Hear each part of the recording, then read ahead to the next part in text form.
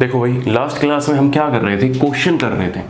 तो क्वेश्चन करो, हमने दो टाइप के क्वेश्चन कर चुके थे। एंगल से हम क्या एब्सोल्यूट हाइब्रिडाइजेशन निकालने की कोशिश कर रहे थे, क्योंकि एंगल से ही एग्जैक्ट हाइब्रिडाइजेशन हमारा निकल के आता है। अब एक क्वेश्चन करो, व्हाट इज द, क्वेश्चन लिखो, what is the hybridization of a isostructure molecule with ammonia having bond angle 90 degree. ठीक है। दूसरा, इसमें परसेंटेज एस करैक्टर बताओ कितने हैं लोन पेयर में, और परसेंटेज पी करैक्टर बताओ लोन पेयर में कितने हैं। क्वेश्चन क्या बोला, एक मॉलिक्यूल है जो आइसोस्ट्रक्चरल है अमोनिया के, ठीक है, ये अमोनिया का मॉलिक्यूल हो गया, और जिसमें बॉन्ड एंगल है जो थीटा है वो है 90 डिग्री। तो ये सब चीजें निकालनी है, एक बार खुद से निकाल के देखो क्या वैल्यू आती है, फिर देखो मैच करके।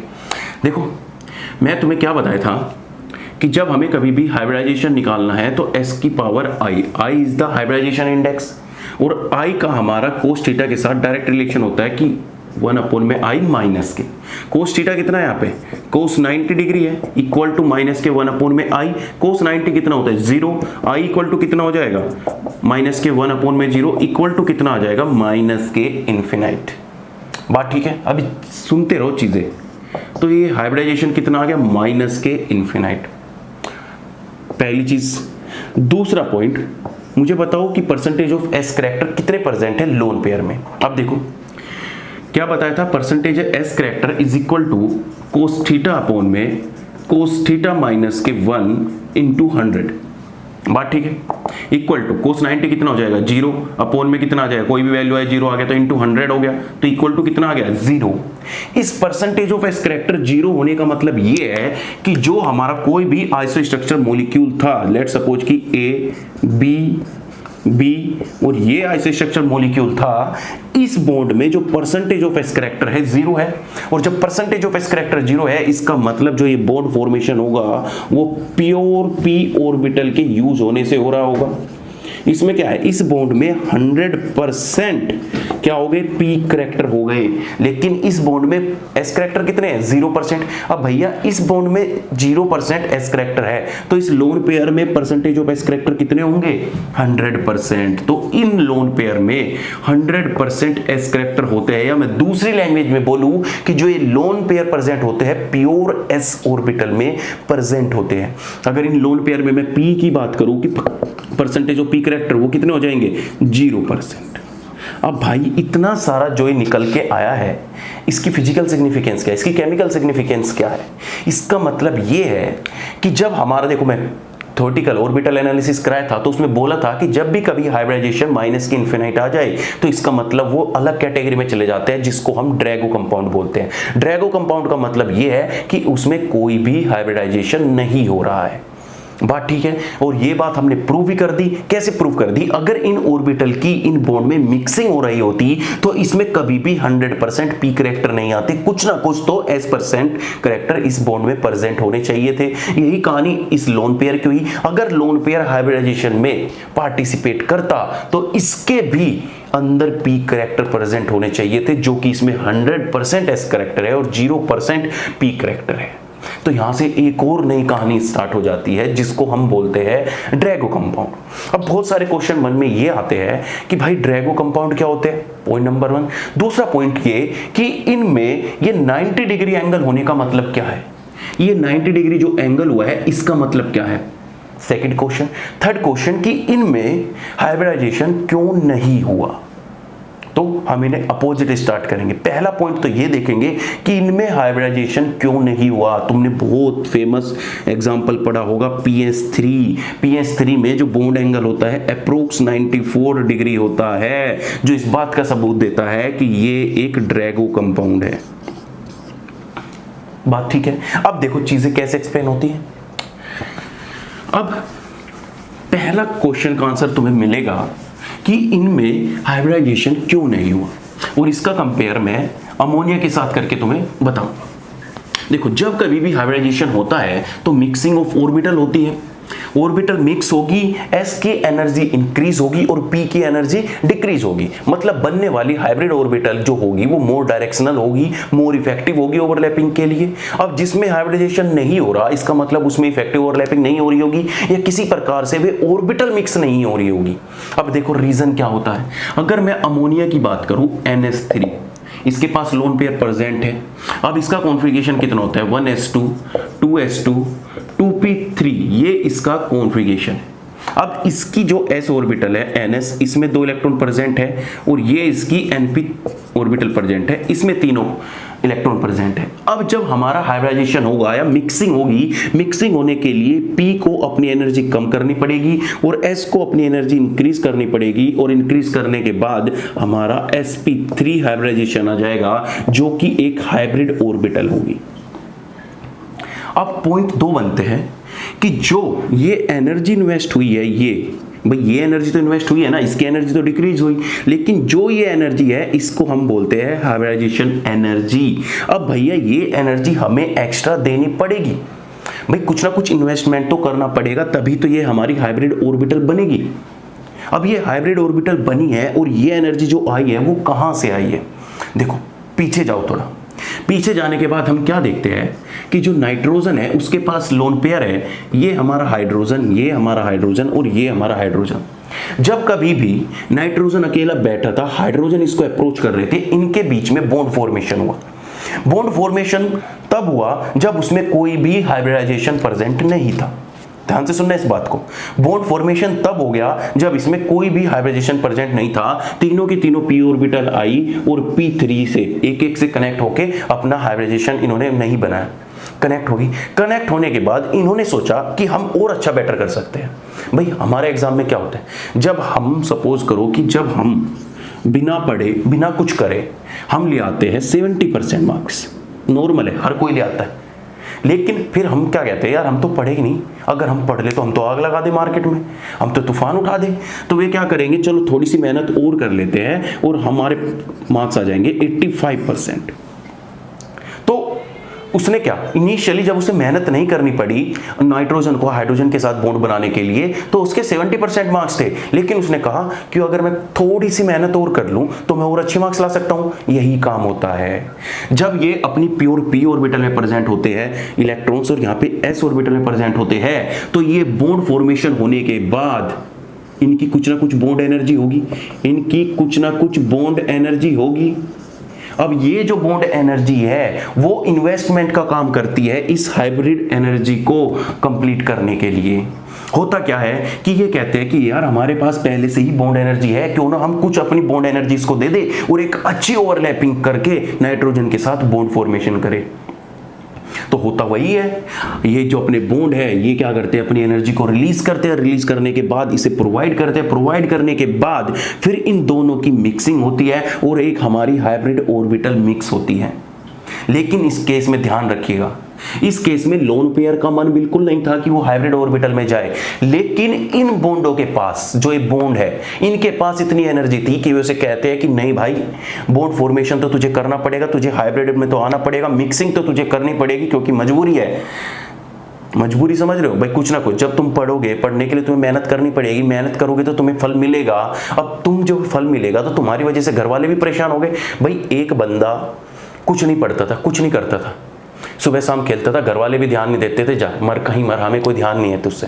लेकिन जब वो बच्चा पढ़ना स्टार्ट करेगा तो उसी साले की डिमांड बढ़नी स्टार्ट हो जाएगी। नहीं कहेगा मुझे तो चाय टेबल पे ला के दो, मुझे तो खाना टेबल पे ला के दो, घर वाले कहेंगे यार चल पढ़ रहा है तो दे देते हैं, बेचारा बड़ी मुश्किल से तो पढ़ा है। यही कहानी होती है।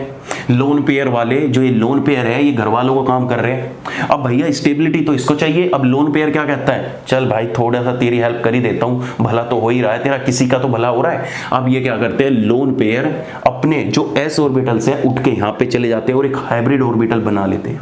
अब ध्यान दे दीजिएगा, जो ये एक एक बॉन्ड प्रेजेंट है वो sp3 हाइब्रिड ऑर्बिटल से बना है और ये भी एक sp3 हाइब्रिड ऑर्बिटल से बना है और ये भी एक sp3। और ध्यान दो कि जो ये लोन पेयर प्रेजेंट है ये भी एक sp3 हाइब्रिड ऑर्बिटल में ही प्रेजेंट है।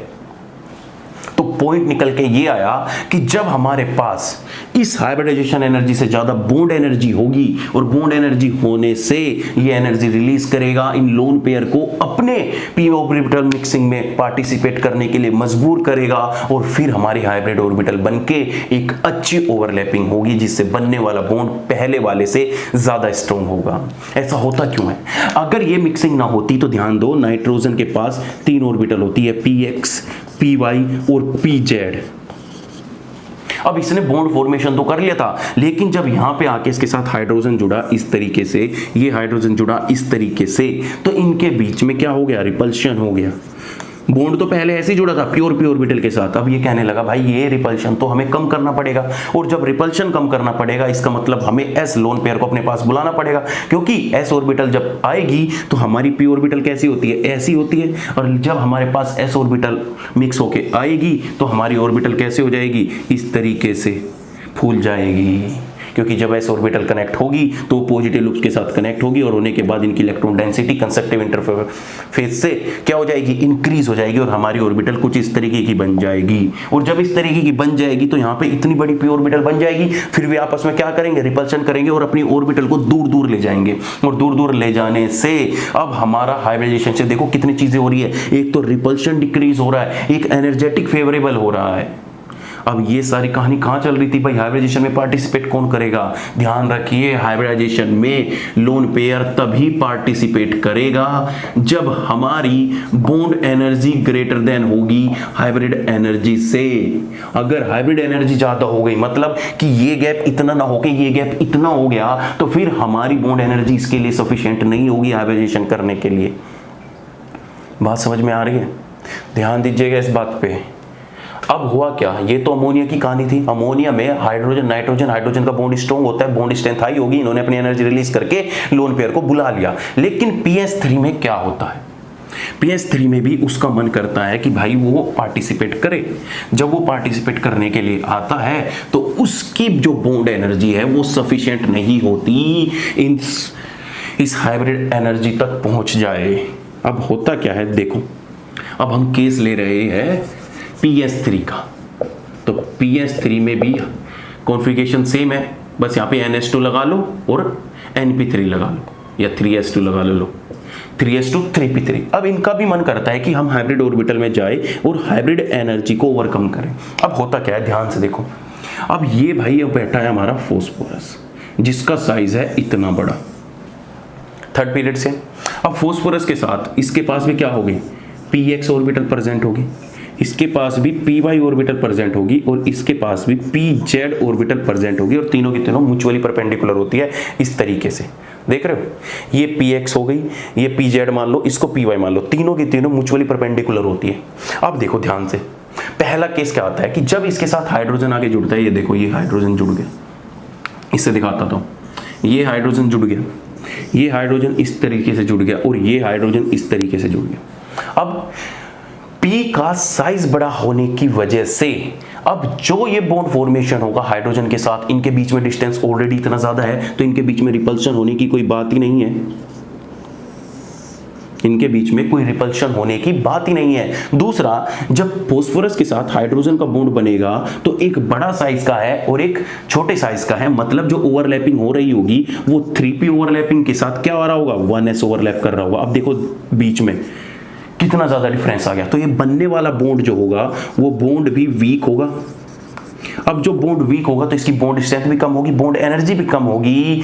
अब इन बॉन्ड का भी मन करता है कि चलो हम p ऑर्बिटल के हाइब्रिड और ये जो लोन पेयर प्रेजेंट है इनको अपने पार्टिसिपेट कर ले, लेकिन भाई साहब ये तो p जो लोन पेयर है ये तो 100% s करेक्टर लेके बैठे हैं, ये तो प्योर एस ऑर्बिटल में है। अब ये क्या करेंगे? नीचे प्रेजेंट है, अब इतनी एनर्जी चाहिए इसको हाइब्रिड बनाने के लिए, लेकिन जो ये बॉन्ड एनर्जी होती है ये बॉन्ड एनर्जी सफिशिएंट नहीं होती कि वो हाइब्रिड एनर्जी को ओवरकम कर सके।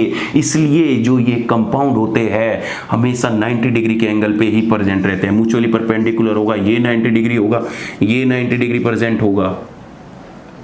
तो ये एंगल प्योर पी ऑर्बिटल के साथ बॉन्ड फॉर्मेशन कर लेते हैं। क्यों? क्योंकि ये बिना हाइब्रिड ऑर्बिटल के वजह से ही अपने क्या है, दूर दूर है, ना तो इनमें कोई रिपल्शन है। दूसरा, हाइब्रिडाइजेशन ना होने का रीजन क्या है कि इनके पास सफिशिएंट बॉन्ड एनर्जी नहीं है जो इस हाइब्रिड एनर्जी को ओवरकम कर सके और हाइब्रिड में इन लोन पेयर को पार्टिसिपेट करा सके। बात समझ में आ रही है? तो ड्रैगो, इन्हीं कंपाउंड को हम ड्रैगो कंपाउंड बोलते हैं। और ड्रैगो कंपाउंड क्यों बोलते हैं? क्योंकि ड्रैगो साइंटिस्ट थे, उन्होंने इसका नाम रखा था, उन्होंने इसको डिस्कवर किया था कि ये सारी चीजें भी होती है। तो इन्होंने क्या कहा था कि इनके लिए भाई जो हाइब्रिड एनर्जी होती है ड्रैगो कंपाउंड के लिए, वो बॉन्ड एनर्जी से ज्यादा होती है, इसलिए हमारा हाइब्रिडाइजेशन नहीं होता है इन एनर्जी में या इन कंपाउंड में। रीजन समझ में आया क्यों नहीं हाइब्रिडाइजेशन होता? तो ये जितने भी बॉन्ड फॉर्मेशन है प्योर एक्स में रहते हैं और इनका बॉन्ड एंगल 90 डिग्री ही रहता है, अप्रोक्स 90 डिग्री, 95 से 90 डिग्री के बीच में ही मिलेगा। बात समझ में आ रही है? अब अगर मैं हाइब्रिड एनर्जी की बात करूं तो हाइब्रिड एनर्जी का ऑर्डर कैसे अरेंज करोगे? भाई कुछ ना कुछ हाइब्रिड एनर्जी तो चाहिए, एक एक सीक्वेंस वाइज चलेंगे, आराम से पेशेंस रखिए बस। बहुत सारी चीज़ें केमिकल बॉन्डिंग में तुम्हारी एक्सप्लेन होने वाली है, ऑर्गेनिक के बहुत सारे कंसेप्ट में एक्सप्लेन करने वाला हूँ। इसी के साथ केमिकल बॉन्डिंग में तो तुम्हें महारथी हो ही जाओगे। अब देखो, सपोज करो कि ये हमारी क्या है, NS ऑर्बिटल है, ध्यान दीजिएगा, और ये हमारी मान लो NP ऑर्बिटल है, और ये कहीं जाके हमारी होगी ND ऑर्बिटल। जब हमारी S और P ऑर्बिटल पार्टिसिपेट करती है तो हम क्या कहते हैं कि सबसे पहले SP ऑर्बिटल फॉर्म हुई होगी। तो कहीं बीच में जाके देखो, कहीं बीच में जाके SP ऑर्बिटल फॉर्म हुई होगी, ब्लैक मार्कर से लिख देता हूँ, ये SP ऑर्बिटल फॉर्म हुई होगी। फिर जैसे जैसे P करैक्टर बढ़ेगा तो ये ऊपर की तरफ जाएगी, तो ऊपर की तरफ जाएगी तो कहीं ना कहीं SP2 भी फॉर्म हुआ होगा। थोड़ा बड़ा लिखना पड़ेगा वरना दिखेगा नहीं तुम्हें। ये SP, फिर क्या हुई होगी SP2, और फिर NP से कहीं नीचे क्या आई होगी, SP3। ध्यान दीजिएगा, SP3 हाइब्रिड ऑर्बिटल की एनर्जी जो ऑर्बिटल मिक्स हो रही है उनके बीच में ही आएगी, उससे हाई नहीं होगी। मैं क्या बोल रहा हूं फिर से सुन लो। कभी कभी तुम सोचते हो कि इन हाइब्रिड ऑर्बिटल की एनर्जी 4 ऑर्बिटल है, P से ज्यादा नहीं हो सकती। जब दिन 2 ऑर्बिटल को मिक्स कर रहे हो उनकी एनर्जी हमेशा उन दोनों के बीच में ही लाई करेगी। अब इसके लिए हाइब्रिड एनर्जी क्या हो गई, ये He1, इसके लिए क्या हो गई He2, इसके लिए क्या हो गई He3। अब अगर हमारे d ऑर्बिटल भी इसमें इन्वॉल्व होना स्टार्ट हो जाए तो हमारा क्या हो जाएगा sp3d। अब हमारी एनर्जी ऊपर चली जाएगी, फिर क्या आ जाएगा sp3d2। अब क्या आ जाएगा sp3d3। अब क्या आ जाएगा sp3d4 आ जाएगा। इसी तरीके से एनर्जी इंक्रीज होती चली जाएगी। अगर आप तुमसे कोई पूछ ले what is the order of hybridisation energy in different hybridisation, अब तुम्हारे पास ये हाइब्रिडाइजेशन प्रेजेंट है और तुमसे पूछ ले कि भाई मुझे बताओ इनके लिए एनर्जी का ऑर्डर लगाओ, अगर एनर्जी का ऑर्डर भी बोल दे तो इन सारे हाइब्रिडाइजेशन के लिए एनर्जी का ऑर्डर क्या लगाओ, तुम तो पागल हो जाओगे। तुम्हें तो दिमाग में है ओहो ये क्वेश्चन कैसे करे यार, छोड़ के आओगे। लेकिन नहीं, ऑर्बिटल की मिक्सिंग है, बस थोड़ा सा दिमाग, कुछ नहीं लगाना तुम्हें, पहले मेरा सुन लो उसके बाद दिमाग लगाना है। अब बस सिंपल सी थोड़ी सी मिक्सिंग है, मिक्सिंग करते रहो, इसी तरीके से एनर्जी लिस्ट करो। अब देखो यहां से S से सबसे ज्यादा एनर्जी किसकी है, इसकी sp3d4। तो sp3d4 के लिए हाइब्रिडाइजेशन एनर्जी क्या होगी, अगर इनके लिए मैं एनर्जी का ऑर्डर लिखूं, एनर्जी का ऑर्डर लिखूं या हाइब्रिडाइजेशन एनर्जी का ऑर्डर लिखूं तो हमारा ऑर्डर किस तरीके से हो जाएगा, सबसे ज्यादा एनर्जी होगी sp3d4 की, फिर sp3d3 की, फिर sp3d2 की, फिर sp3d की, और फिर उसके बाद क्या आ जाएगा, ये सीक्वेंस चलती रहेगी। उसके बाद क्या आ जाएगा sp3, उसके बाद क्या आ जाएगा sp2, उसके बाद क्या आ जाएगा sp। तो ये पूरी की पूरी हाइब्रिडाइजेशन इंडेक्स या हाइब्रिडाइजेशन की क्या है, एनर्जी ऑर्डर है। तो तुम किस तरीके से भी इन चीजों को समझ सकते हो। हर किसी के लिए हाइब्रिडाइजेशन होने के लिए, इन सारे कंपाउंड के लिए जितने ये भी हाइब्रिडाइजेशन हो रहे हैं, इनके लिए जो बॉन्ड एनर्जी है वो ग्रेटर देन है हाइब्रिड एनर्जी से, तभी ये हमारा हाइब्रिडाइजेशन टेक प्लेस हुआ, अदरवाइज हमारा हाइब्रिडाइजेशन नहीं होता। बात समझ में आ रही है, सिंपल है। अब देखो, अब हमें सर कैसे पता लगेगा कि किन में हाइब्रिडाइजेशन नहीं होगा और किन में हाइब्रिडाइजेशन होगा। भाई बात तो यही उठती है, अब इतने सारे पीरियोडिक टेबल में इतने कंपाउंड है, हमें क्या पता किसके साथ हाइब्रिडाइजेशन होगा और किसके साथ हाइब्रिडाइजेशन नहीं होगा। तो ध्यान रखो, तो ड्रैगो कंपाउंड ने, जो ड्रैगो सर थे, उन्होंने क्या दिया, अपने कंपाउंड निकाल दिए सारे के सारे ड्रैगो। उन्होंने कहा कि ग्रुप 15 एंड ग्रुप 16 के जो हाइड्राइड होंगे वो सारे के सारे ड्रैगो कंपाउंड में आएंगे। और ग्रुप 15 और 16 में भी कब, या तो वे थर्ड पीरियड से हो या थर्ड पीरियड ओनवर्ड्स हो। तो वे सारे कंपाउंड जो ड्रैगो होते हैं वो मैं लिख रहा हूं। सबसे पहले क्या होता है, PS3, नाना पाटेकर, आसरानी, सब भिकारी। अब H2S गैस भी ड्रैगो कंपाउंड में आते हैं।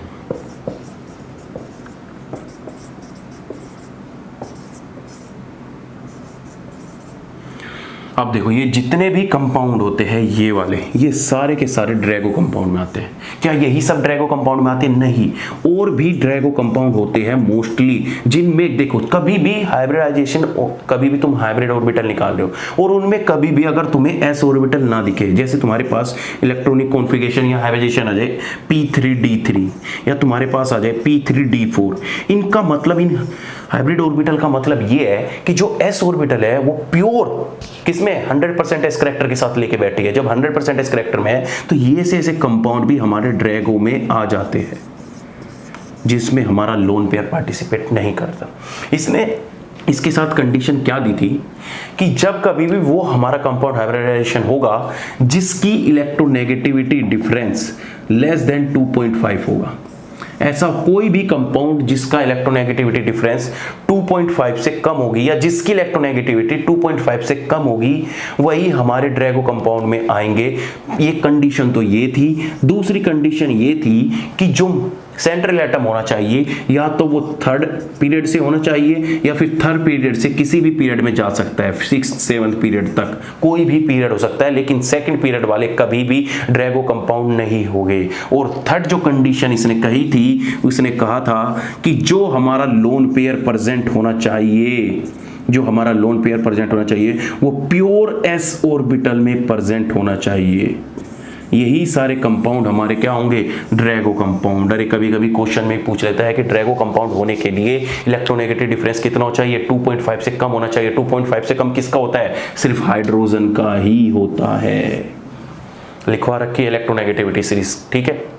अब ये सारी कहानी थी। अब इन केस में क्या होता है कि जो PS3 का बॉन्ड एंगल होता है वो 94 के अप्रोक्स होता है। जैसे जैसे हम नीचे की तरफ बढ़ते चले जाते हैं इनका बॉन्ड एंगल भी डिक्रीज होता चला जाता है 92, और अप्रोक्स जब लास्ट में पहुंच जाओगे तो 100% 90 डिग्री के अप्रोक्स मिलेगा। यही कहानी इनकी होती है, जब लास्ट में आओगे तो इनका एंगल क्या मिलेगा, 90 डिग्री के अप्रोक्स। एक एक बॉन्ड एंगल का इनका डिक्रीजमेंट होता चला जाता है।